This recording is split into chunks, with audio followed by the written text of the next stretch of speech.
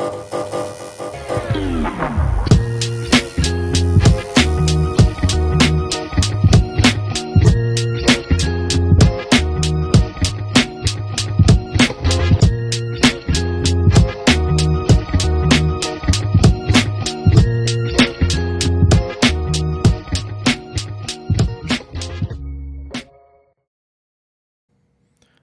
episode is sponsored by Jacobson Real Estate Company. Are you ready to find your dream home? Or maybe you're thinking about selling and want the best deal possible? Well, look no further.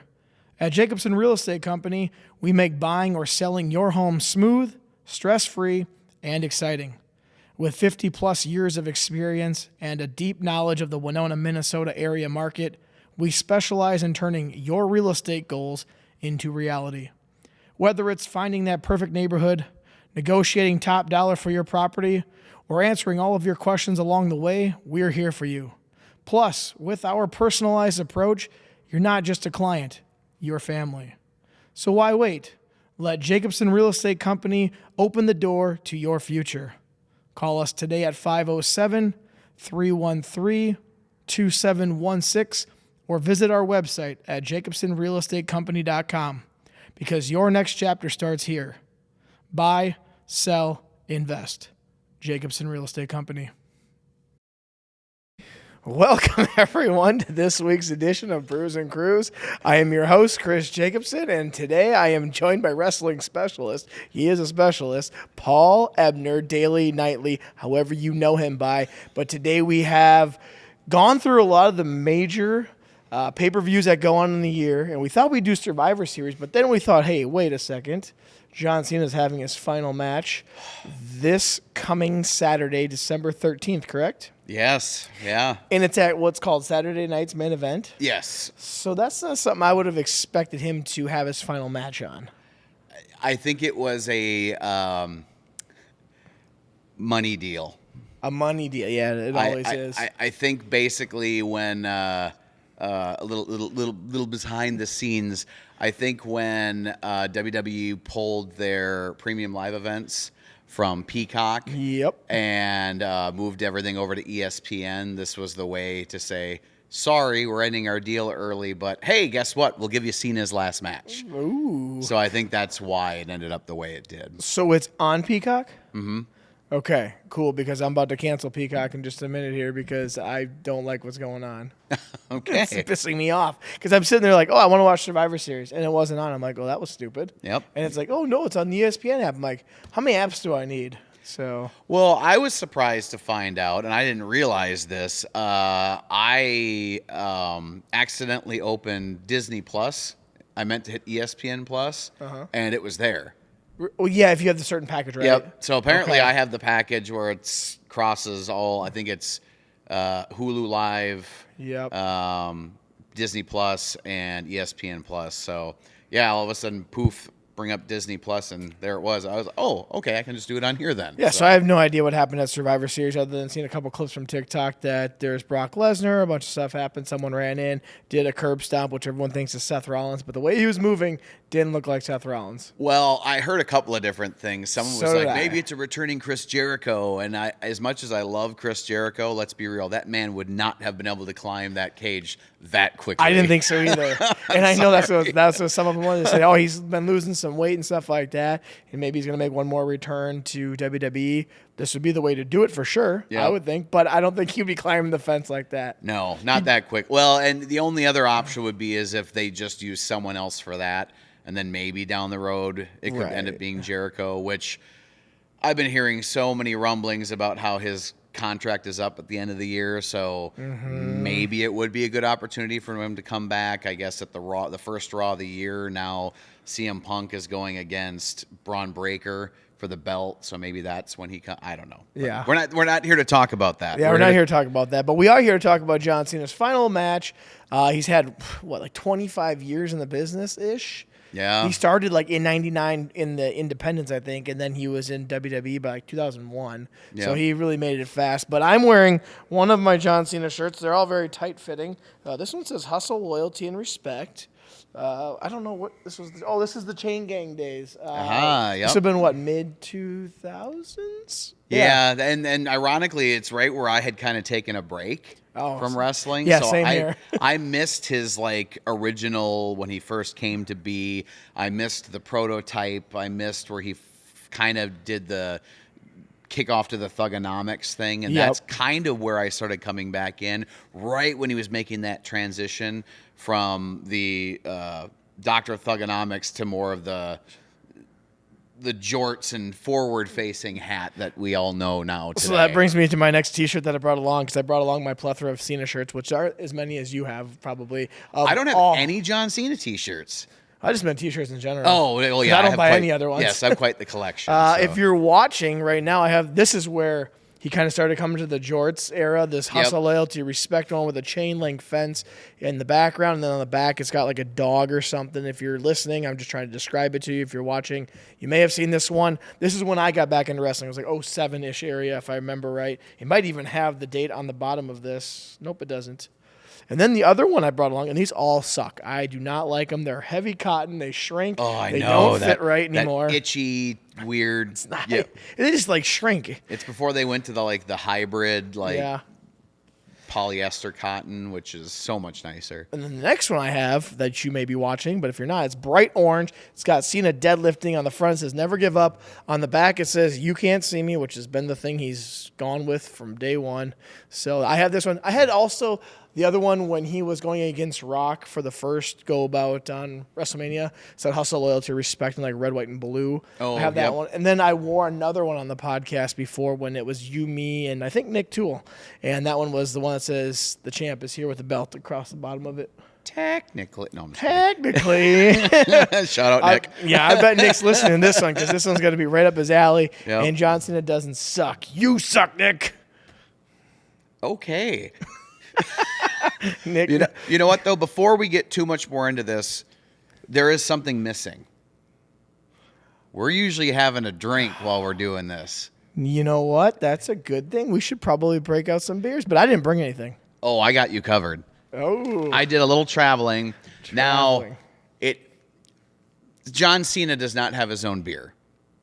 Oh, I know where this is doesn't. going. So I went with the next best thing, and I got the Broken Skull IPA. I got Stone Cold's IPA for us today. So, And I think the only time I've had that, if I've had it, was with you at your house. yeah, we had the double IPA and the American Lager that night. So, And you know I'm an IPA guy. I do. So, Dude, you know, this doesn't seem like a Stone Cold beer. IPAs don't seem like his, because he always chugged Millers and Coors. I would agree, but this is probably, in my personal opinion, one of the easiest drinking IPAs I've ever had.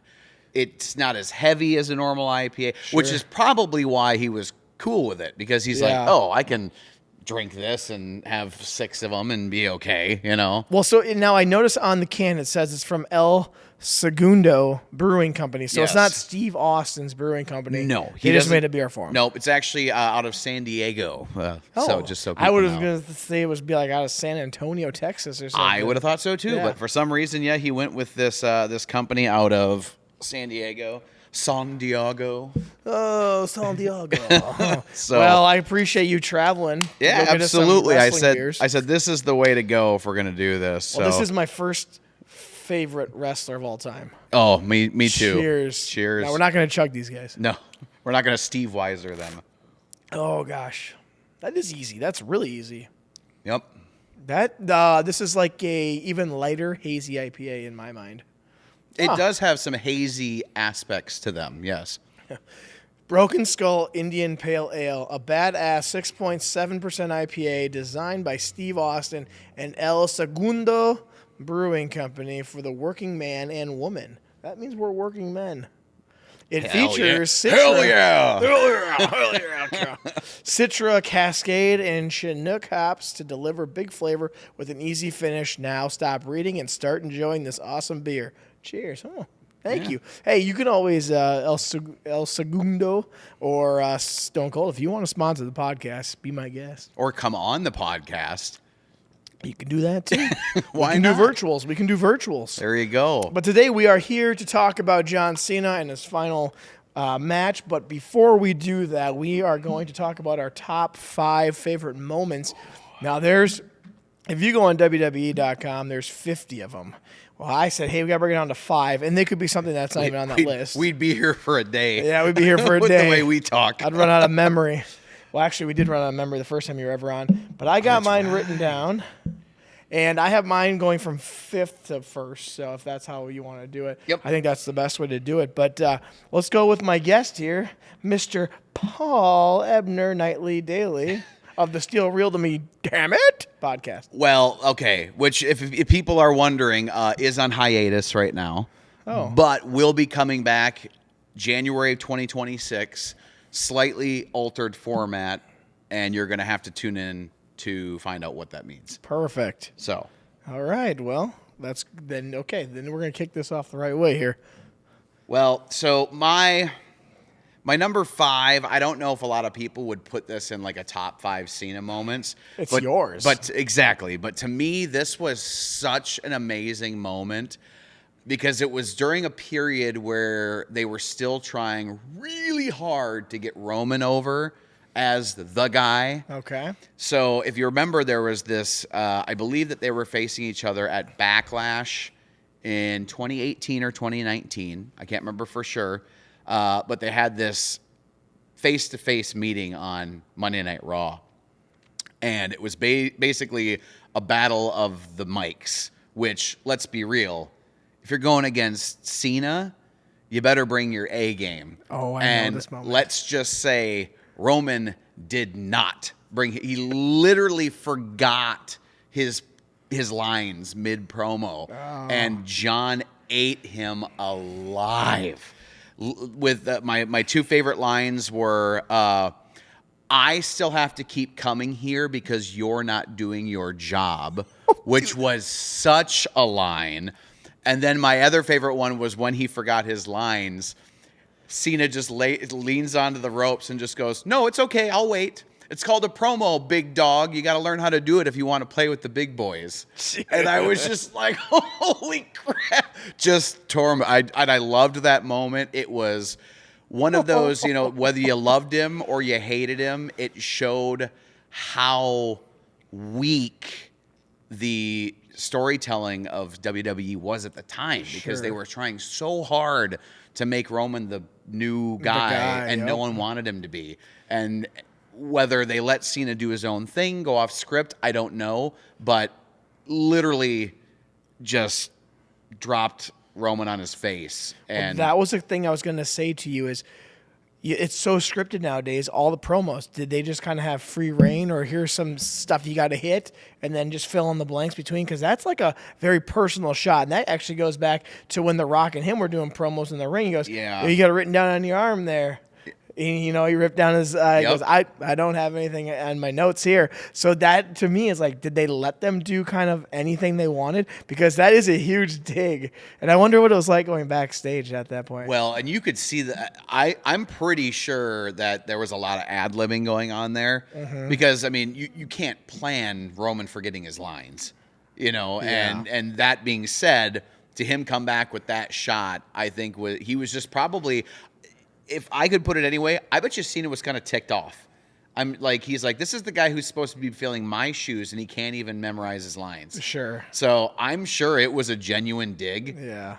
And if it wasn't, then Roman Reigns is a better actor than we give him credit for, because he looked genuinely gutted when he said that, because he's like, yep, I screwed up. And actually, you know what? Organically, he got over in the years to come past COVID. And it was like they were forcing him down everyone's throat. Then he gets cancer, so then you get the sympathy when he comes back. But then he got better, and he came out he came out the right time against the right people that people actually genuinely disliked, and he came out the right time. Yeah. But he kept playing his role really well, so I got to give him props for that. Yep. But you put him up against, when did The Shield come out? Like 2012? What? When the Shield came out. Oh, what was that, yeah. So he's only like 6 years into the business, and he's up against the biggest guy, arguably, ever in the WWE. That's nerve-wracking. And there was a reason when Roman debuted, he debuted with 2 others Mm-hmm. because they knew he wasn't quite there yet. So to be able to lean on 2 other people who were pretty well seasoned at that point. Yep. Because both, John Moxley, Dean Ambrose, and Seth Rollins had been working the indie scene so hard before that. And, I mean, Roman was, but not like that. I mean, he was more still doing his football thing, because I remember he was on the practice squad for the Vikings at one point. Yeah, and he played at Georgia Tech. Yep. And he does have the look. With the long hair, he's got the look. So my first one, and this is my number 5 of mine, is the Ruthless Aggression Kurt Angle match. That was like what brought Cena to spotlight, where they go, oh, who is this guy? Yep. Now, granted, everything after that kind of was just like blah, because he was very basic. He just wore biker shorts, boots, and he just wore the color of the team that was in that area at the time. Basically, as white meat babyface as you can get. Kind of boring. But that match did put his face on the map. Yep. But then it kind of declined from there. I just, I saw some of the stuff kind of boring, nothing exciting anymore. But then they let him go out of his realm, and we'll go to that later. But that was my number 5 because it did put him on the map as a person. It introduced what the vast majority of the WWE universe. I mean, he was in OVW and had been already working with the likes of Batista and Randy Orton, but the regular WWE crowd had no idea who these guys were. So him coming out like that was just like, oh gosh, okay. Do you remember the year of this? Was it 2002? I believe so, yes. So here's another thing. He started in, I think, 99 at OVW or training. So that's 3 years later. He's wrestling Kurt Angle, Olympic gold medalist in real life, and then secondly, top guy in WWE at the time. Another nerve-wracking spot, but he took his opportunity and ran with it for the time being. So that's my first Cena moment, I think, because that's where everyone kind of got to know him. Yep. So my number 4, I guess. So yeah, 4. More recent, COVID era, the Firefly Funhouse match. Oh gosh! And I know that you probably think it was dumb, it was kooky, it was weird, but to me, it showed 2 things. First off, it showed that Cena had some pretty decent acting chops, because that was not a wrestling match. It was a cinematic 12 minutes is basically what it was. A lot of camera editing, a lot of visuals. But what I loved about it was it kind of gave a recap of his career, showed where maybe he got a lot of his how he got into it. I mean, there was NWO love in there and DX love in there, and it kind of showed like what led the way for him to get into wrestling. And then at the time, I mean, Bray Wyatt's thing with The Fiend was so big at the time, and the fact that, Cena lost to him, kind of giving him the rub, to me was why that was such a cool moment, because you have John Cena, the GOAT, as they say, literally saying, this is legit. What Bray Wyatt has is fantastic.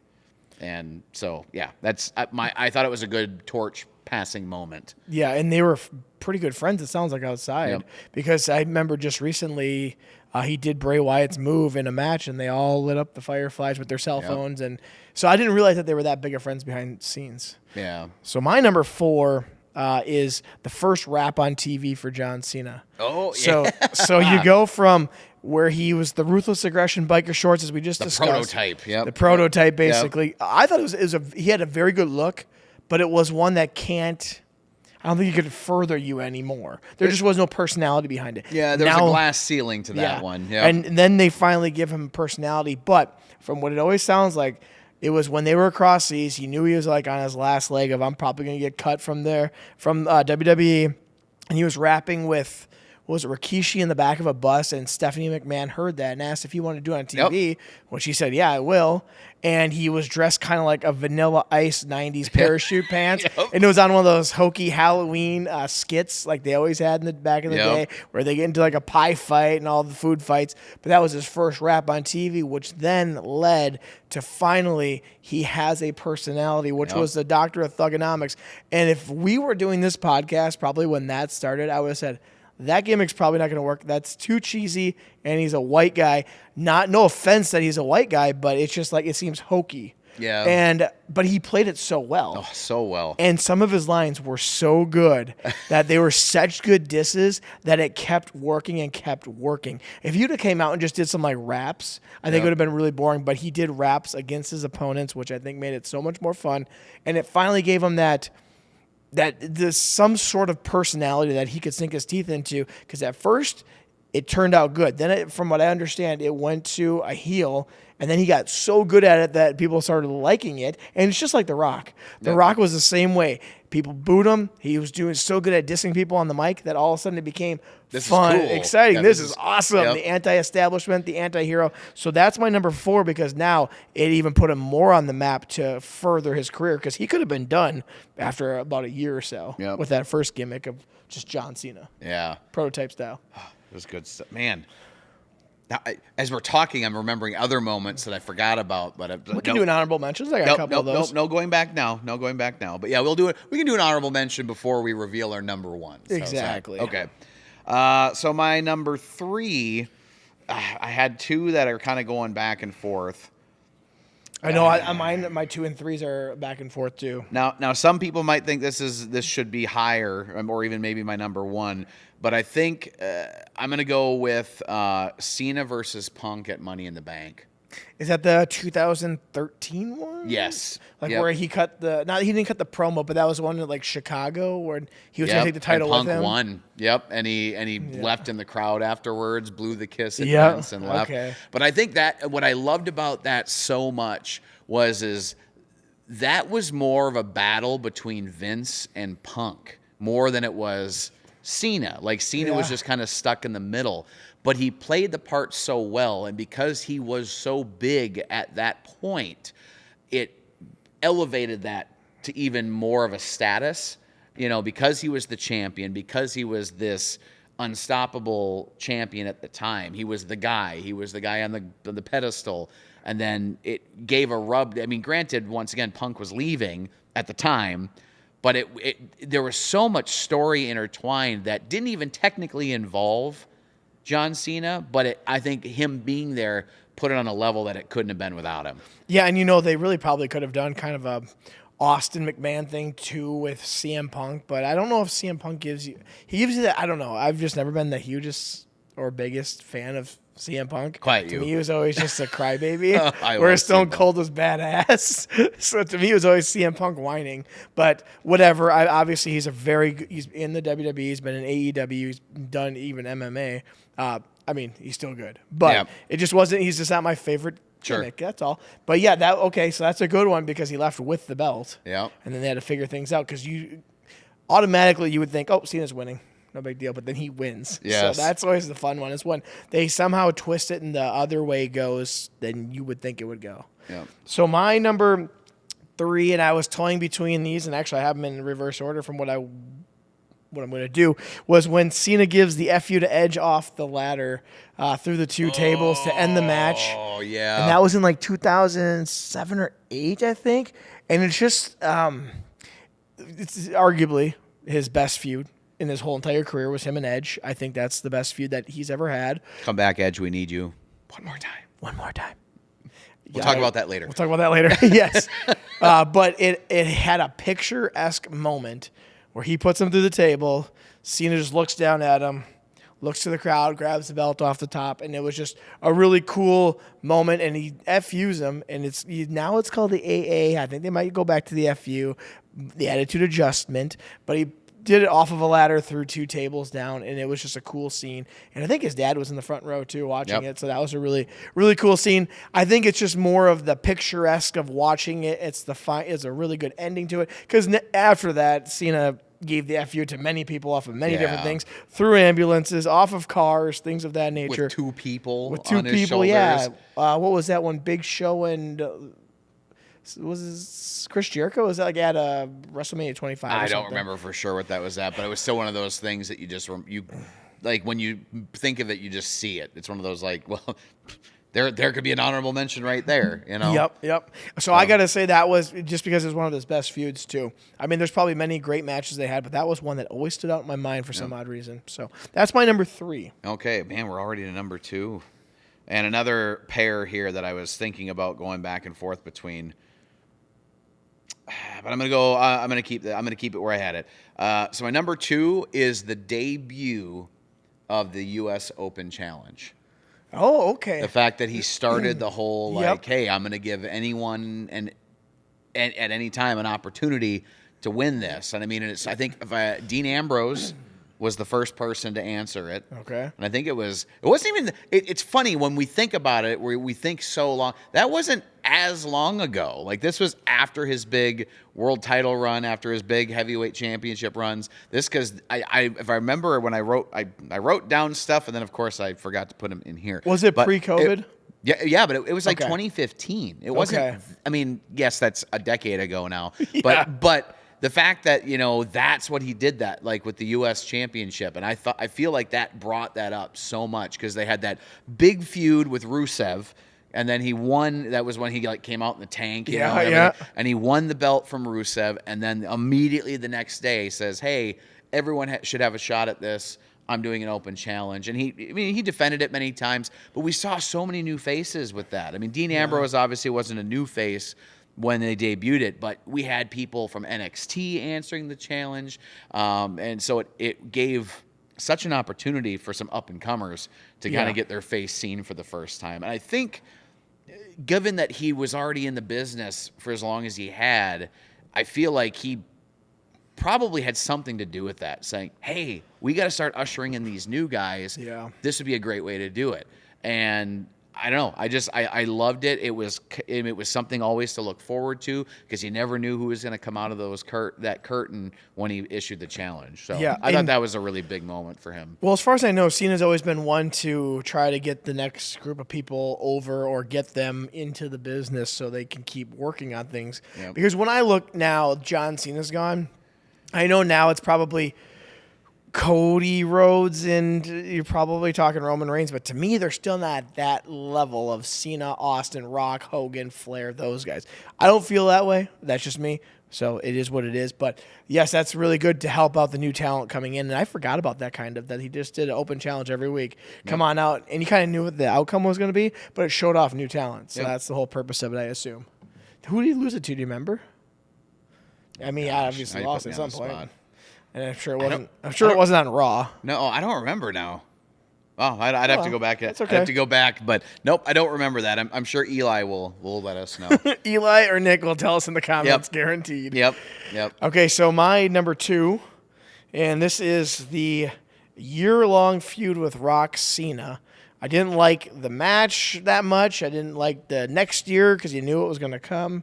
But in order to hold a feud for 4 days is pretty crazy that you don't even really have a match. Yep. You just keep basically running promos on each other.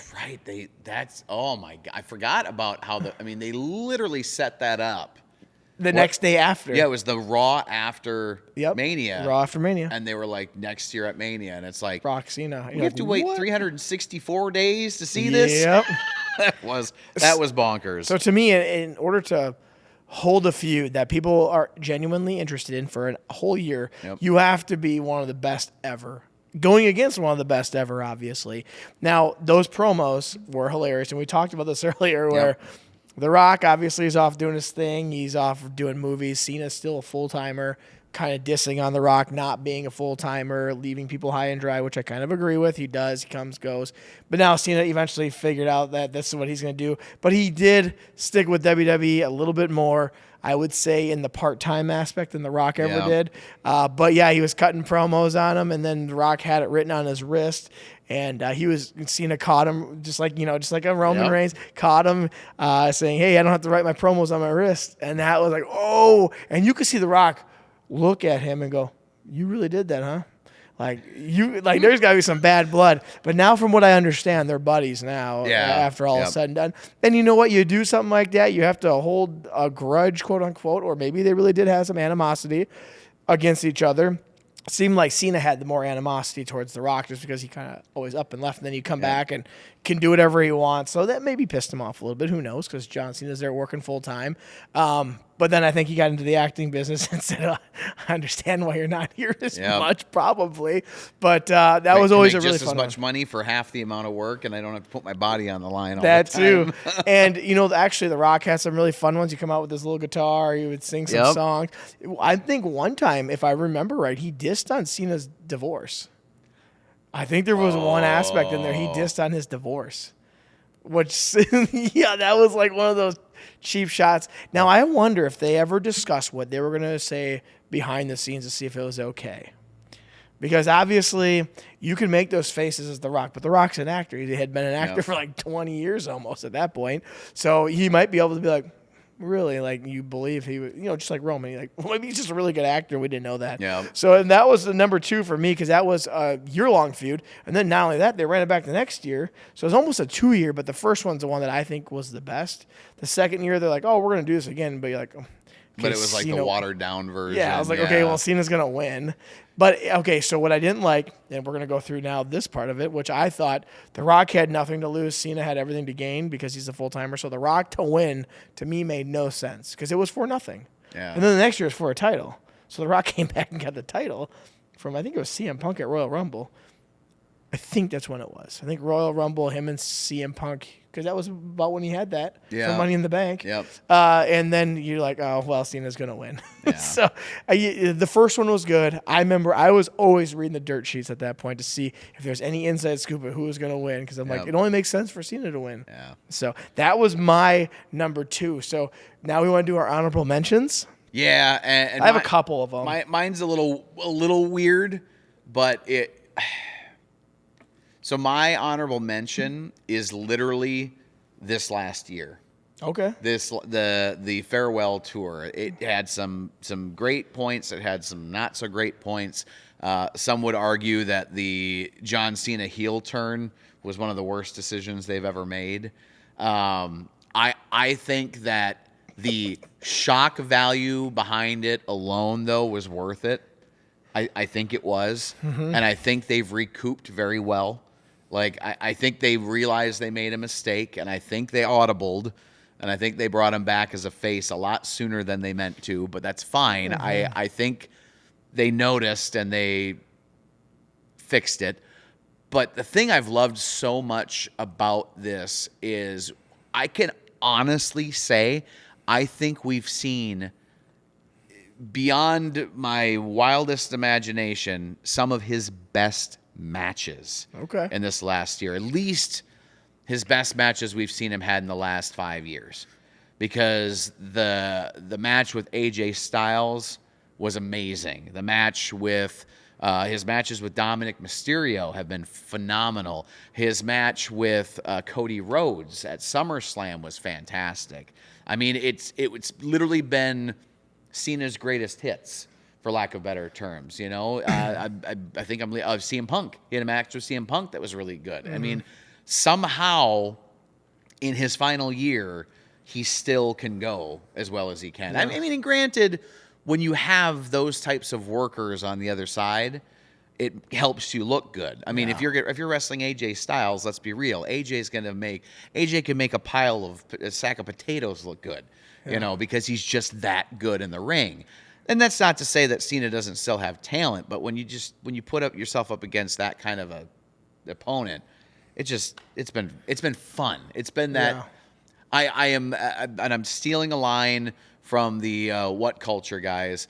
I have been very sports entertained all year with his farewell tour. Well, he has pulled out some moves from other people, which is kind of fun to see. Yes. And I always say, like, when I wrestled here in Winona, you had to pull out some nostalgia for the people here because they're not hardcore wrestling fans. They're your old-time Macho Man, Hulk Hogan, Stone Cold.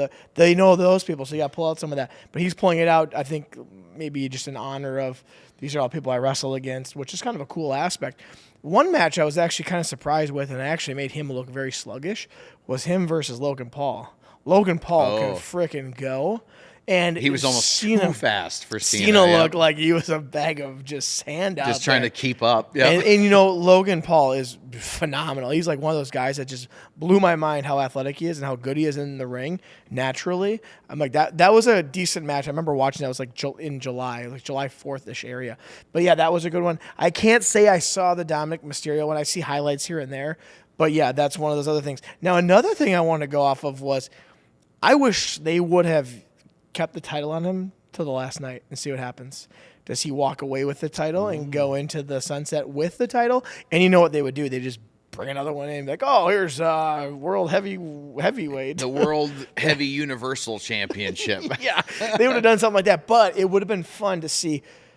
Well, is he going to take it with him, or is he going to lose to someone? But then you have to have that final opponent be someone worthy of taking it. Now, when we get to our who will be his last match, I have a storyline that could have worked if it's actually going to happen.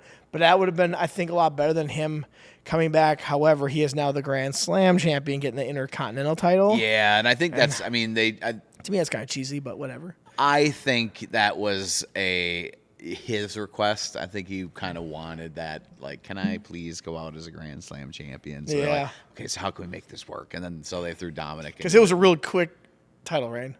Yeah, I mean, it's over. Yeah, he lost it. Over. You lost it back to Dom, which he should have. I mean, come on. Yeah, Dominic's pretty good. Yeah, Dom, he is Eddie Jr., basically. Yeah. That's his whole character is basically Eddie Jr., but Eddie's my dad still. Yeah, right.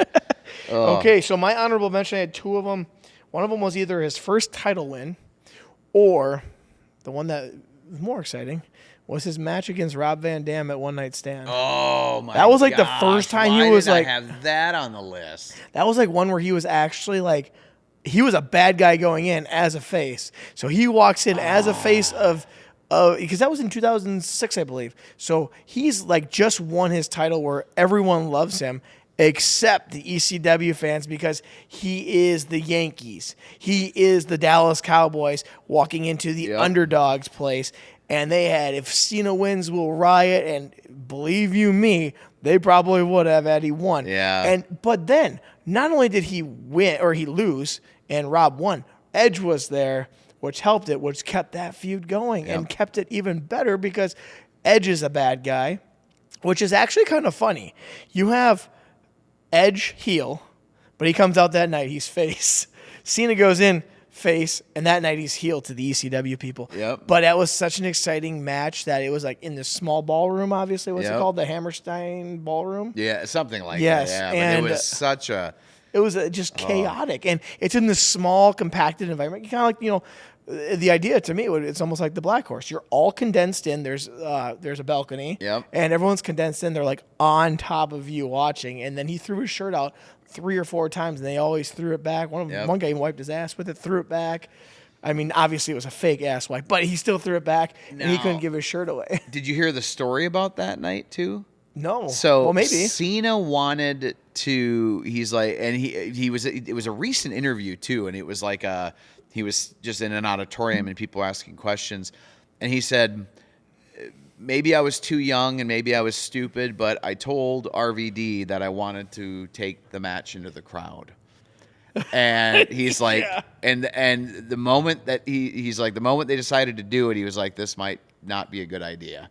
But he's like, but it goes to show you how much wrestling fans, even the hardcores of ECW, still respect the business. Because he was like, no one harmed me, no one hit me, no one spat on. Like it was fine. He goes, I'm not gonna lie. He goes, I can honestly say I didn't feel safer. Like, and which is cool though to see that even though they're booing him and they're hating on him and stuff like that, they're also like, okay, we also know this is a show and we're not gonna, you know. They had their guy, Rob Van Dam, the ECW guy, and he was not. He, like I said, he was like the Yankees basically. That was really cool. I just wonder if the script would have flipped and he would have won. What would have actually happened? Oh my gosh. I mean, you know, it might have been old school like Hogan where they throw shit into the ring.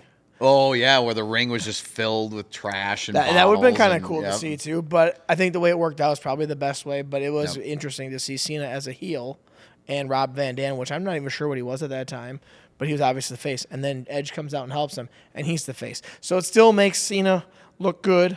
Yep. It still gets ECW what they want in their win, and it still makes Edge the bad guy, but good guy for one night. So that was one of my honorable mentions. There were so many other ones. Actually, one of my other ones would have been the Grand Slam, but to me, I think that just kind of sounds cheesy. Like he won it for like a month or two, and then he got rid of it. So it was probably his request, like you said. Yeah. So when's Sheamus gonna get it then? Because he's the only. Is he next? He's the same boat. He's the only one he's never won is the IC belt. So what about the Hardcore Championship? Where's that one at? We're not gonna that talk doesn't about count. No. What about the European Championship? Doesn't count. It doesn't count anymore. The modern era Grand Slam. Oh, so that's my what bad. they're Okay. Come Well, on let's now, go on Chris. to our number ones then. What do we got here, Paul? I'm All interested right. to see if we have the same thing. I doubt it. I doubt it too. Mine's a match. Mine's not. Okay, so mine is. Well, I guess it kind of is. The 2000. Oh gosh, I'm gonna get the year wrong. I didn't write it down. I believe it was 2007. I might know this one then if you just say HBK. Oh yeah, On Raw, and on it was Raw. an hour long. God, A lot I of think I can people remember that. forget that this was an hour-long match, and from start to finish, it was an absolute clinic on how to wrestle and how to story tell throughout the entire. Because that was the thing. A lot of matches that go that long, I don't care how hardcore of a fan you are, you're gonna get bored at some point. You're gonna be like, really? Is this going this long? You have to have a lot of falses. That match, it didn't feel like it was an hour. Yeah. I went back and rewatched it a week or two ago.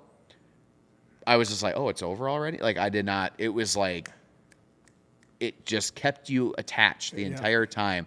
And the fact that HBK went over also blew my mind. Like, to this day, I'm like, I can't believe, because I'm a HBK fan. I've been a huge HBK fan for a long time. I wanted HBK to win that match, but I was like, there's no way they're going to let HBK go over John Cena right now. Yeah. And that AA counter flips out immediately into a sweet chin music and then just falls onto him for the pin. Oh, I remember that, yeah. It was just magic. I bet that was after their WrestleMania 23 match, would be my guess. Yep. Because that was when I kind of stopped watching wrestling at 01. And then there was WrestleMania 23 where I got back into it. And I started watching little by little. And then Stone Cold's going to be the guest ref. And I didn't even know what Stone Cold was doing at that time. I thought maybe he was still wrestling. I didn't even know. Because there really was like... It wasn't like nowadays when you get all the dirt before. Just jump on YouTube and see what happened. Yeah, YouTube wasn't around yet. Yeah, I don't exactly. think, right? Yep. 07, I think it was 08 when YouTube came around. Yeah, you actually had to be a subscriber to like the Wrestling Observer newsletter, which only came out once a month. Yeah. So it was like... So that's when I first got back into it. I remember Cena drove the car in. Detroit, really cool scene, comes in the Mustang, comes out. And they had a great match too. Yep. But my number one is it's got to be he wins the title for the 17th time to become the greatest of all time. Now, I don't like how it all got there. Yeah. I wish it would have been in a better fashion, but he is the greatest of all time championship-wise with 17 wins. But I hate the way it got there. I didn't like the heel turn, and you talked about this earlier. He said, well, they kind of scurried back, and they did a pretty good job. I might think differently on that because I think it was... when you know it's his last year and to do that, you know he's not going to go out as a heel. So you have to switch something up real quick. I thought the way he came back to a good guy was terrible. I don't know. That was just me.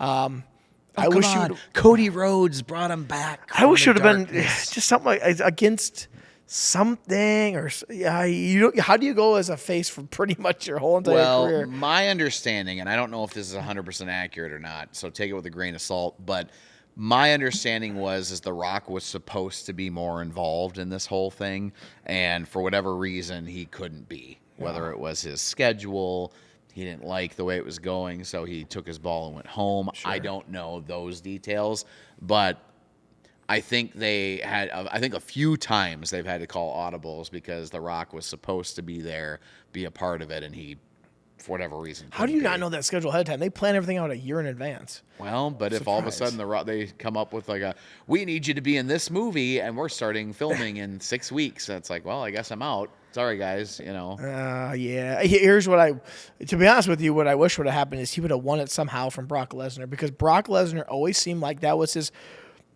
arch nemesis he could never get past for whatever it was. Nobody could at one point. Remember, Roman Reigns got his ass kicked by him. Everyone did. Yep. I thought it'd been really cool to see him defeat someone just larger than life. Obviously, Undertaker can't be there. He's too old. Stone Cold, too old. Rock, nah, he's already done that time or two. Yeah. I thought maybe Brock Lesnar or something like that, or it's some sort of storyline that would have kept him still face, but still been badass. But now, he did go heel. I thought his promos are absolutely terrible. A lot of people say otherwise. I thought it was just him whining. I'm like, this doesn't sound like a Cena. Like, I want you to come out here and diss on the guy, not come out here and cry and whine to the crowd. But see, that's exactly why he did it this way. I guess. He literally said, I'm not going to give you to what me, you this want. puts like a little asterisk on his career of like this little asterisk mark of I don't terrible know. heel turn. I liked it to an extent, but I thought that it burned out really fast. It was a flash in a pan heel turn. And I think, like I said, now if The Rock had been more involved, so there was something or someone else to be leaning on, I think there would have been more substance to it. But like you said, when it's just him out there basically saying the same thing every single time, there wasn't a whole lot to change on it. Now, one thing that was badass was his entrance was pretty cool, the black and white. Just the...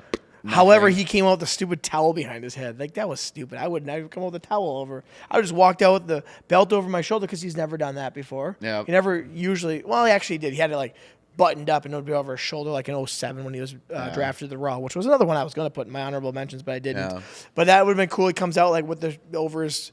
just kind of got some swag. Because Cena has that swag because he had it back in the Thugonomics days. Yep. Or he should have come out in his Thugonomics stuff and dissed on everyone like a Cody Rhodes. Come on out and... But you know what? It probably would have got him over, actually. See, and I think that was the problem, is they wanted him to you wanted to not like him. They wanted you to be like, he is the ultimate villain now. He has been the ultimate face for so long. They wanted another Hogan turn moment, and they didn't really get it though. No, and I agree with that. See now. Okay, here's one that I don't like when a heel turns is to a nut kick. I don't like that. That's just bleh. I like to see something where like it just you do something and it turns into. So, here's one thing, and we talked about this I think on the last podcast when Rock did the throat cutting thing with his hand. The camera didn't have a good angle on it, and I didn't know what the hell he was doing. It looked like he was like this. Looked like he was like scratching his he was like scratching his chin or something, and I'm like, but then you look at Cena and he just goes, he just got the stone face. Face.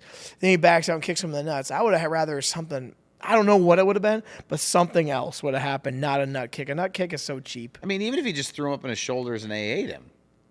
That would have been. See now, Stone Cold badass. He's got that. He's got the stunner is such a great. Or the RKO. Or they have that. Or one of the best, in my personal opinion, heel turns of all time. Shawn Michaels super kicking Marty Jannetty so quickly and then throwing him through the plate glass window. Yeah. But that was the same thing. He was holding his arm up and with a quick just. But Cena could have done that. Yeah. He could have put him up. He could have just thrown him up. And then he could have done boom. something right afterwards. Yep. Not like a suck it, but.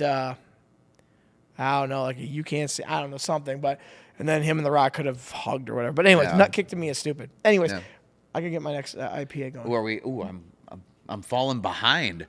Well, that's okay because now we're going to talk about his last opponent because that's coming up soon. So his last opponent, they have what they got going on. No, at time of recording, we don't know yet. Right. So they're doing a tournament though. Yep. There's 2 left. How many people were in this originally? Because I didn't watch this at all. I believe it was 16. Oh, Sweet 16. So it was a 16-man tournament. I'm not going to lie. I don't remember a ton of the guys that were in it. I think there were, like, Carmelo Hayes was in it. Sheamus was in it. Rusev was in it off the top of my head. I know there was more than that. I know I'm forgetting some. But already some of the memorable moments, I mean, Sheamus suddenly having to drop out due to an injury, supposedly. And then mystery opponent, everyone's like, who's it gonna be? And it was The Miz, which that's kind of cool though. I mean, was it predictable or something? The thing is to me, The Miz should have been there to begin with because he had history. Because they were doing this thing with it was people who had history with Cena. Because I mean, Dolph Ziggler returned, Zack Ryder returned for this tournament. And it was just like all these guys that at one point had feuds, some minor, some major. Yep. And then for them to have The Miz come in as a replacement, I'm like, but who was he replacing? Do you remember? Sheamus. Oh, Sheamus. Because Sheamus okay. got hurt. Yeah. Actually, I think Sheamus won his first title against Cena. Yep. So Sheamus is in the tournament. I would have, as much as there's other names that I'm sure people, I wouldn't have minded it if it had been Sheamus who won the tournament. Sure. I'd have been okay with that. But we're down to 2. At time of recording, now we're recording on December 2nd for people that are listening, and this comes out the Monday before. So sorry, I'm all Monday. Yeah, because this we'll find out. Well, when this lands, it will already have known for 2 days because it's come down to Gunther and LA Knight. Yeah. When are they doing? What show are they doing on Raw? This Friday. Oh, they're doing it on SmackDown. SmackDown. Oh, I thought they were going to do it on Raw, so I thought maybe it'd be on the day this drops. Nope. On SmackDown, we're going to find out. Okay. So people already know who it is. So it's between LA Knight and Gunther. Yep. Okay, who do you have winning this? Or is it a want? Who do you think's actually Well, going to win? who do I... The dirt sheets have been saying for months that it's going to be Gunther. Okay. So you're and don't reading get the me dirt wrong. sheets. I love Gunther. I think Gunther's fantastic. I love his just stoic personality. His whole, like, the ring is sacred... And people who like Jey Uso are tainting it with your theatrics and yeeting and stuff, And If people forgot, it is sports, entertainment, and entertainment is a big thing. yes, but I just still love that his whole that's his shtick is that you're ruining it, with all of your crap. However, I see him as the final opponent and kind of anticlimactic, to be completely honest. I hope not. I hope this doesn't I'm suck. sure there's a plan, but that's why I feel like LA Knight's a better fit. They've got, both have big personalities, so they can do some smack talking. So that's why having it on Friday gives us Monday for them. Because to me right now, LA Knight's one of the kings of the microphone right now. Oh, yeah, for he's sure. So freaking good. So to have Cena and LA Knight have a mic off on Monday leading up to this would be chef's kiss to me. Yes. And then the match, does the match need to be amazing? No. But it's going to be fun. And I think that would have more, because to be completely honest, John Cena in his prime could take Gunther, but I don't think John Cena now realistically could. Okay. Gunther's just a big, tough dude, But I don't know. So I think LA Knight would be more fun. And now you keep touching your body for those who are listening. Because I have my LA Knight sweatshirt. Or sweater. Ugly Christmas sweater. He's got his LA Knight ugly Christmas sweater that says, yeah, on it. So he keeps, for those who are listening, he's just rubbing his chest. Yeah, because it's LA Knight. I love it. Anyway, but yeah, so want LA Knight, expecting Gunther, though. Same here. I'm expecting Gunther. I want LA Knight if this is actually the two it's coming down to. Hasn't Gunther already been a champion, like a heavyweight champion or something? Oh yeah, so he's been heavyweight champion. Now, he's the longest reigning IC champion too. Okay, now LA Knight, what's he been? He's been the U.S. champ a couple of times. Okay, so in my mind, granted they're probably going to push Gunther, and I think it's going to be a boring ass match if they do, because all he does is slap people and chop them. That's about as and boring. Powerbomb and sleepers. Cool. God, that's awesome. Cena will have a red chest if that's the case. Yep. I do think, though, LA Knight is a better fit. He's got way more personality. And granted, Gunther might. This is his thing. Who knows? Yeah. And but I LA think, Knight's more of a rock style. That's fun. That's fun. And yes, the chef's kiss could be a battle of talking on the mic. Because who else could battle on the mic with John other than probably him at the moment? Yeah. I mean, even The Rock kind of sometimes got demolished, and The Rock's really good on the mic too, but LA Knight would be really fun. I like LA Knight's personality. He reminds me of, not exactly The Rock, but he's definitely got the confidence of just say whatever you want. He's got the crowd behind him with the whole thing, which is kind of comes from Stone Cold a little bit. I've heard people compare LA Knight to the perfect blend of The Rock and Stone Cold. Yeah. He's got like that one word, like Stone Cold. What? Yeah. He's got like, and he's got the attitude of Stone Cold with the swagger of The Rock. Yeah. Kinda, And I like it. I think that's a way better fit, but I don't know if they're going to do that. But here's my mind. I think that helps LA Knight boost to the next level. Yep. Gunther's already been, as you said, he's already been a heavyweight champion. He's been the longest reigning Intercontinental champion. He really doesn't, I don't think he needs this. I think LA Knight needs it more. That's why I think he's the better fit. Here's one person that I wanted to always see wrestle Cena, like an actual feud, was Austin Theory. Yep. I thought that would have been fun. And That I don't would've even know been what happened to that guy anymore. Supposedly he was the masked man at War Games. Oh, that'd be fun then. So he might be joining Paul Heyman and And he came Braun Breaker. from the training facility that I trained at, Austin Theory. Did he really? Yep, I didn't know WWA4, that. yeah. He was a little bit like maybe a year or two after I left Atlanta. Okay. He came in, but he already had a good look. I think he was kind of like I don't know, like not a fitness model, but he had a lot of modeling background. It seemed like, Yeah. and, so That and makes he's sense. very athletic. He's very pretty. Yes, he is. Yeah, and that's probably what people hate about him too. Yeah. Now, My son, Lincoln's favorite wrestler is Austin Theory. Yeah. He's been very disappointed lately. He hasn't been around. yeah, So. well, maybe he's back. I hope so. I hope so too. He's got so much athletic ability too, and it's really cool that I have some ties to the background of that. But here's what I hope happens. Okay. I all know, right. yeah. Here's what I hope Fantasy happens. booking. Fantasy I love booking it. 101 because that's what Paul loves to do. I do. And I don't like what's happening right now. I don't care if it's either. Well, I would rather have it LA Knight than Gunther, but if I had my options, it would be Chris Jericho or Edge.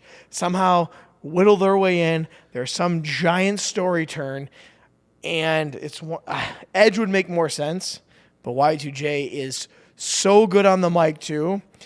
He's like one of my top 5 favorite wrestlers, and I think we've gone over top 5s, and he's in there usually. Yep. And I don't know if it's because his name is Chris and I'm Chris, but I always loved his flashy shirts. He had that little when he came out.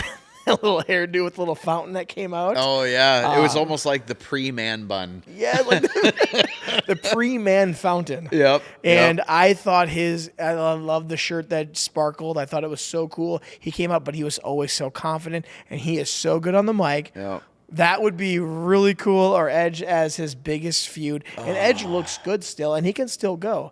Now, Chris Jericho, he looked like he had gotten a little out of shape in the past year or two, but then someone on Facebook Lost a lot of weight. That's what I heard too. He's in really good shape right now. Maybe so. he's getting in shape for that reason. And you said his contract's coming up. Maybe he gets out of his contract somehow, comes back and has a feud or has his last match with Cena. To me, those two make way more sense than these two. However, these two, one of them needs a boost anyways. So to get that win over Cena, because most likely he's losing. Most likely, one of these two could use that boost. LA Knight, I think, needs it more.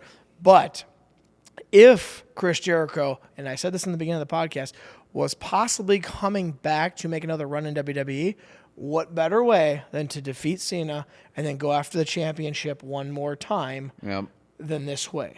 So that's my fantasy booking is one of those two, Edge or Y2J.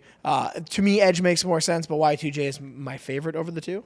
So, what do you think? You got any fantasy bookings? My fantasy booking would be Gunther wins over LA Knight because I'd much rather see Gunther get smoked backstage somehow, can't compete, and Edge steps in to take on the Lats match. I might have to watch some SmackDown this Friday. And I don't think that's going to happen. I mean, there's so many people who have like done the math and tried to figure out, is Edge up? Is his contract up? Is it not up? Because I mean, his contract originally should have been up by now, but he was out injured, which means they tack on more time. And some guy had done the math, and literally December 7th is when his contract would technically be up. Whose contract? Edge's with AEW. Now, he did give some hug to Christian backstage at some point. Did you see that? He said he had to go away for a while. And I saw that. And that's what I was like, like I said, and I don't know if the math that this guy did was accurate. I watched a video about it, and he said so if he was he'd be up just in time. Yeah. Whether or not that's correct or not, I don't know. But that would be. But once again, I would rather see Gunther get attacked backstage because I love LA Knight, and I would hate to see him lose the opportunity because of a backstage shenanigans. Oh, well, that kind of wraps up our Cena moments and our last match of Cena's. Cena-stalgia. Cena-stalgia. Cena-stalgia. Oh, my gosh. That's a good one. Maybe that's what the title of this should be. Now, it's coming out December 13th. That's the last match. Saturday night's main event. Where are we watching this now? Because I don't even know what program to get anymore at this point. Sadly, I have an engagement that I can't miss. But where is it? No, I'm saying, like, where can we watch it? Oh, Like, that's on Peacock. Oh, good. That's on Peacock. I thought you were saying, like, where are we going to watch it? Like, now, I think what I'm doing, though, I'm done at 5. So I'm hoping I'll be done so I can watch it live. What time is it at? Like 7 o'clock at night or something? Yeah, it's usually, like, somewhere between 6 and 7. So my Peacock subscription is still okay for now. There you go. Now, what about the coming months? Is it like the next year? Is it all on ESPN now, or what do we got going on? All here? of PLEs will be on ESPN. Oh gosh. Yep, but how do you distinguish the two? I know. I mean, you got to have Netflix to watch Raw. Dude. You got to have some way to watch USA to watch SmackDown, and then you have to have the ESPN app to watch PLEs, and you have to have Peacock to watch Saturday night's main event. You know, there might be a wrestling conspiracy podcast here on this. They're all in cahoots, boys. I can tell you exactly what the conspiracy is. Yeah, give it to us real quick. WWE is now owned by TKO. TKO wants to make money. They have 4 separate deals, all getting paid millions of dollars to have the rights to show those. It's not even a conspiracy. It's just... That's just business. Yeah, it really is what it is. And... You know, you can say what you want about Vince McMahon, but I feel like he ran a little bit of a tighter ship, if that makes sense. Like, things just seemed a little more cohesive. Everything kind of seems all over the place at the moment. It really does. I thought I could watch Survivor Series on Peacock, and it wasn't there. I'm like, oh, I'm not buying the ESPN app just to possibly watch something that I care about. If it was Cena on there, maybe I'd buy it, but, you know. Well, and then look at the ring now. The ring is all covered ads. in advertisements, and, like, I guess... Vince had been approached for years with multi-million-dollar deals to advertise, and he always said no. He said, nope, the ring is sacred. I won't do that. Well, for those who hate what I'm about to say, it is sports entertainment. It's not technically wrestling. So technical wrestling isn't technically wrestling. You got to go be an amateur wrestling to do that.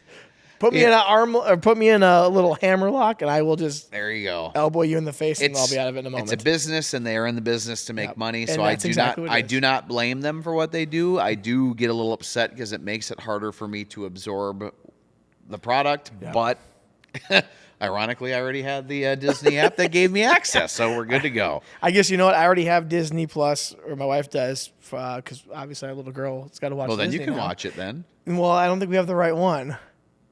I don't think we have the right subscription. Don't you have to have the 3-in-1? I don't know. Who knows? You don't have ESPN though? I figured you. I used to, and then all of a sudden I didn't really watch it at all. Oh, I suppose. And I was like, oh well. I mean, the only sports I'm watching is like Minnesota sports. I don't need to watch all sports. I do have a life outside of sports. That's fair. Yeah. Like, I would rather be doing this than watching sports at the moment. That's fair. This is way more fun. Well, anyways, this has been fun, and we've been going just a little bit over an hour. Dang. It went pretty fast. Yes, because it did. we were like, oh, we're already up to number 3? And I'm like, yeah, it was about a half hour in. So like, we were cruising. Well, is there anything else you want to talk about with this last match being Cena's final? You know, I mean, were you a huge fan of his like I was? You know, not really. I would say I was kind of in the he's overrated and he's too pushed. But at the same time, every time he'd come back, I'd pop. You know, so I'd get excited. Just like at the Royal Rumble when he came in number 30 that one time. And my kids love him. You know, both my kids love John Cena. And to be completely honest, I think it's really closing the door on a massive era of professional wrestling. For sure. I think a lot of people, like, I keep seeing, like, memes popping up on Facebook saying things like, they'll have a picture of Cena and it's like, he will be gone in a month. Yes. Like, you will never see him. Now, will he make surprise appearances? Oh, I'm sure he Probably, will. They all do. Yes, but all I do. don't think I think he's done wrestling. Yeah. For a full time, or at least from a scheduled standpoint, for sure. Now, to put this into perspective for those who are listening, because a lot of people, they know Hogan, they know Flair, they know Stone Cold, they know The Rock. To put that into perspective, their whole, in my mind, Hogan, Stone Cold, and The Rock, those three carried the company from early 80s to the early 2000s. John Cena has taken it from the early 2000s to now. So John Cena has basically done these three guys' jobs in that same exact time frame because it's been roughly 20, almost 25 years. And Hogan, granted, he was wrestling back in the 70s, but he didn't get big until he got to WWF. And that was, what year was that? Maybe 85, 84? Yeah, 84, 85. Yeah, and so from there, and then the Rock and Cena's feud didn't last that long. It was 97 to like 2001. That's only 4 years.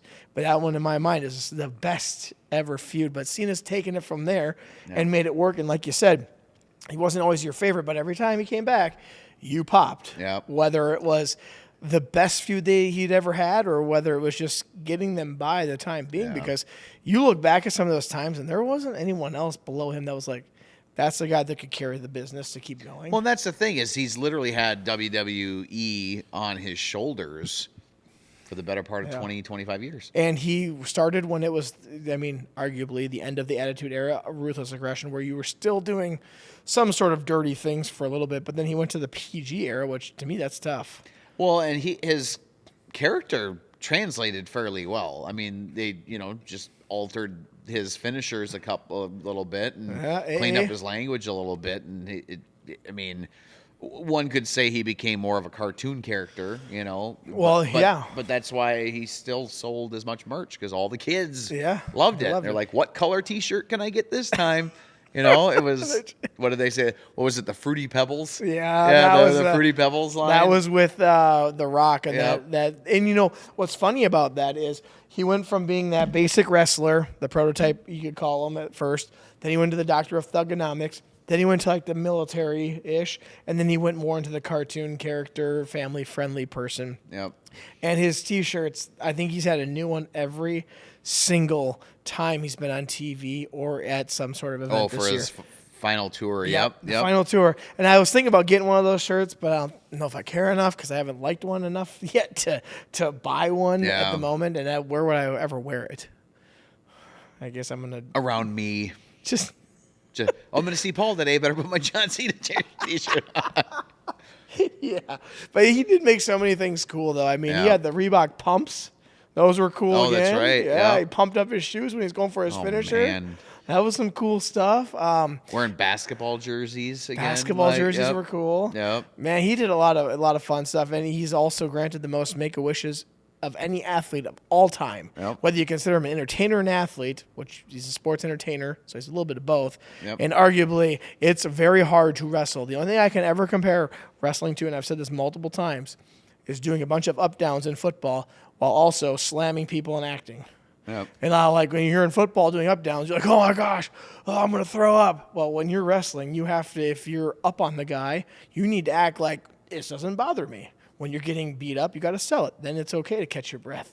So the only thing I can ever compare wrestling to is doing up-downs with sandbags and slamming them around and then acting with it. So he's able to do all of those things, and he's so good at it. And I don't know. He's done the most Make-A-Wishes. That just speaks highly of what he's about. I think that's the other thing to keep in mind, too, is just he's a genuinely good person. Yeah. Outside of the wrestling ring, he's just... anyone I've ever heard him talk with, you see him on the talk shows. I think him and Jimmy Fallon are like really close. Yeah. And every time he's on Jimmy Fallon, my stomach hurts. Like he is a genuinely funny guy. Yes, he is. And from what I've just been told, he is just a shining example of a human being. Dude, have you watched some of his new movies that he's been in? The last one I watched is the one where he was like a firefighter in the woods. That was the last one you watched? Yeah, that was like 8 years ago. So well, okay, so he's been in a couple pretty funny movies. Vacation Friends was pretty decently funny. I did see that one. That one was good. So that's not been that long, man. It's okay. Nobody can see the table on there. Okay, Nobody perfect. can hear the table. You can't see me. That's my guest. No, but one of them that was really funny he did with Zac Efron was called Ricky Stenicki. It was on Amazon Prime. Watch it, you'll bust Ricky out laugh. Stenicki? Yeah. Haven't you ever seen those videos of him online where they took a snippet of basically he was doing dirty songs, basically. He was like, it's a great day for a, I don't know, like a cocksucking or something like that. Okay, watch Ricky Stenicki. Okay. It's so funny because he's like a dirty parody drunk drug addict, and they make them believe that he's his friend or that he's friends with these guys because the guys, it was 3 guys. Zac Efron, there's a redheaded comedian guy, I can't remember his name, but I see him all over the internet. And then another guy, he's a black guy. I don't know if he's a comedian or not. Anyways, the plot is those 3 guys are buddies, and they always said, oh, we're going to visit Ricky Stenicki when they wanted to get away. Well, Ricky Stenicki was never actually a real person. So then there was going to be some event that they were going to, and they're like, Ricky needs to come to this. So they had to go find a Ricky Stenicki when they were like in Vegas or something, and it's John Cena. And John Cena is a drunk, he's doing dirty song parodies. That's hilarious. And you'd be, if you think he's funny, this is really funny. Okay, and then I'll he check becomes him out. this person who all of a sudden gets these great jobs because everybody loves him because he just says it like it is with no filter. And William H. Macy's in it too, and he's like the boss. And they all start loving Ricky Stenicki, and they're all like, Ricky, you're screwing us over with everything you do. And he gets like this high-paying job at the job that they're all working at. he's above them. All right, I got to see this then. Yes, you need to watch it. What was there's the one, I never saw it, where he's the dad. Cock blockers? Or blockers. I think. Blockers, yeah. Yeah, where he's the dad That's and a he pretty finds decent out one that too, the yeah. daughters all have like a lose their virginity pact. Yep. Yeah, that one. And then, gosh, it had Will Ferrell in it, and Mark Wahlberg is in it. Oh, yeah, what was And that they're one? like, one's the stepdad, and then... Oh, yeah, that's Daddy's Home. Yeah, and then John Cena ends up being like the third dad. Yeah. Because he just comes in, I think, at the end of the first one, but then he's a pretty big character in the second Yes. one, and I remember him in that one. It was really funny. Fun fact on the first one, he rides in on the Indian motorcycle that I used to have, one of my first ones I ever got. It's a black Indian motorcycle. He comes in on the first movie at the end. I just realized I forgot to tell my best story Tell of it John now. Cena. Tell me right now. Okay, we got to back up. So my number 1 was that match with HBK. Yeah. Fun fact about that match, he did not know he was having a 60-minute match with Shawn Michaels until the night before. Oh, till the night before. Okay. I thought he just went out there like, you're going 60 minutes. And he found out he was out. So this is when Ric Flair was still in the company. Yeah. And Ric Flair was like, you're the next big guy, so you got to be out partying with us. So he was out getting hammered all the time with Ric Flair at that point. And John I guess, Cena? yes, and he didn't drink that much. So all of a sudden he's out drinking and trying to keep up with Ric Flair. He's Good out luck. there hammered. I guess, and this is how the story goes, all of a sudden, Dean Malenko, who was like one of the producers at that time, Sure. walks up. Everyone said, yeah, we just saw Dean. They just saw Dean walk up to John. All of a sudden, John gets white in the face and he just leaves. Hey, by the way, you got an hour match tomorrow. No, and that's what happened. That's exactly what happened. So they go up and they're like, what did you just tell John? Oh, I just told him that Vince told me to let him know that he's going 60 minutes tomorrow on Raw with HBK, and he was tanked. So I guess the story goes when he showed up for Raw the next day, he reeked of alcohol and he had one of the worst hangovers of his life and had a 60-minute banger with HBK. You probably sweat out all the alcohol that night. Probably. Probably all I, dehydrated. had that. I even had the drinking story note on there, and I completely forgot to tell the story. But there's the story I heard. So anyway, Well, Paul, this has been fun per usual, as always. You're my most visited guest on the podcast. ooh, I still get to hold that. Oh yeah, I mean we do like one quarterly. Yeah, Yeah. yeah. So yeah, I mean you're the longest running guest as far as I know. This has got to be like your 6th or 7th time on. Who's counting? Now, do I count the other ones when like Eli was here with Nick? Do I count them as halves? No, that's a full. I'm still here for the Well, full when in the episode. NFL, when a guy gets a half a sack, it's because someone helped him take down the guy. You helped me. So I'm just wondering. No, because then Brett's gonna try and tell me he's been on it more than if I only. No, have because he was halvesies. on it with Justin, so he gets a half Ooh, so and he a half gets a and a half and a halvesy. half and a half. You and Brett, we should have both you and Brett on here and hash it out. I wouldn't want to. I just want to. I'd love to just be on with Brett. All right, we can make that happen. You guys both townies. Ask, We're all here. Ask the officer. Ooh. What are we going to talk about? We'll find something to talk about. We could talk about how him and his boys arrested my sister-in-law once at Houston Hoedown days. That would be a great story. He didn't remember until I told him. Because he didn't know who she was. Probably Just another not. pain in the ass is probably what he thought. He's probably going to say, which one? Which one of the many I arrested that night? No kidding. Well, Paul, one more time, I want to thank you for, first of all, you went down to over to Wisconsin, down to probably La Crosse to get these, I assume. I did. Yep. Yeah, and I've only had this one other time with you, the Steve Austin's Broken Skull IPA from El Segundo Brewing Company, which is in San Diego. San Diego. Yep. So, anyways, it's actually a very good beer. So you guys can sponsor the podcast. We'll just always drink this at all times if you do that. But it's always fun doing wrestling with you. But this is one that I really love because I was a Cena fan from when I got back into watching wrestling in 2007, and I've always been a Cena fan since then. Again, I mean, I'm a Stone Cold, I'm a Rock fan, I'm a Hogan fan, but Cena's one of the big ones. And this is like, you don't ever always, you rarely ever get this in wrestling where there's actually a final year. Yeah. There's in sports, most likely LeBron will announce his final year and say, this is my final year. Derek Jeter did that. A lot of the greats that get to do that, do that. But sometimes your character gets phased out and all of a sudden you're cut and that's the end of it. Or you get hurt and you done. never come back. Yep. So, I mean, I don't know who's next in line, but they got some big shoes to fill. But I'll be watching on December 13th. Jericho. Jericho. I'm predicting the next year is going to be the farewell tour of Chris Jericho. Well, and he comes back and beats Cena and does his final year. Can't, though. Can't beat him? He can't come back until the new year. They'll let him out. TK will buy it out his last few days. Maybe. Well, anyways, thank you again for coming on in, Absolutely. doing another fun episode with me.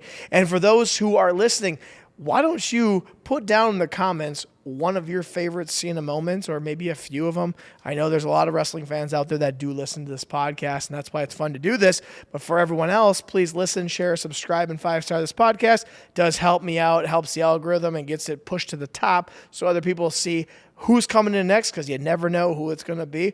But for this episode, I'm going to cheers to Paul Ebner, Nightly Daily, with our Broken Skull IPAs. And we got to do a little Cena salute. You can't see me. Cheers.